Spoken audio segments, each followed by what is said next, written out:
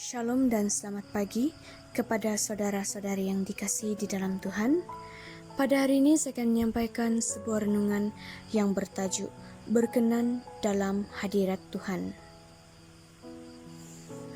Seringkali kita tidak mengerti atau kita sering mengabaikan apa yang Tuhan tuntut pada kita. Kita sering jatuh dalam dosa tanpa kita sadari dan menjadi kebiasaan yang dianggap lumrah karena orang lain juga melakukan. Tapi di saat kita mengalami masalah yang berat, kita mencari Tuhan tanpa menyadari bahwa masalah itu terjadi atas segala kesalahan atau dosa yang dilakukan. Kita berdoa untuk menyelesaikan masalah tersebut dengan tersungkur di bawah kaki Yesus.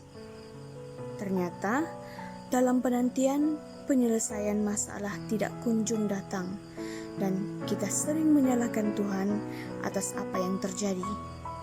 Kita hanya mau cepat dalam menyelesaikan masalah kita tanpa melihat kenapa doa kita tidak dijawab Tuhan. Seringkali dalam doa kita tidak melihat apa yang benar yang harus kita lakukan saat berdoa. Dalam doa, kita harus menghadirkan Roh Kudus. Kita harus kudus atau berkenan kepada Tuhan. Secara daging, kita pasti berdosa.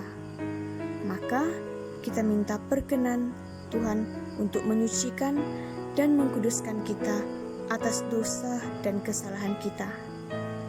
Kita harus rendah hati dalam hadirat Tuhan, biar Tuhan yang bekerja tanpa kita atur ini dan itu. Kita sering dalam berdoa untuk memuaskan keinginan daging kita atau nafsu, sehingga Tuhan tidak berkenan. Doa kita juga bisa terhalang akibat dosa kita, yaitu dosa terhadap orang lain, sehingga orang itu marah, benci, dan bahkan mengutuk kita. Maka kita layak untuk meminta maaf agar doa kita tidak terhalang. Jika kita tidak bisa menemukan orang itu, kita cukup berdoa, mohon ampunan telah menyakiti orang itu. Setelah kita dikenan Tuhan, dengan terus berseru dan mengandalkan Tuhan dalam persoalan, pasti Tuhan tolong. Semoga Tuhan Yesus memberkati dan menyertai kita semua. Terima kasih.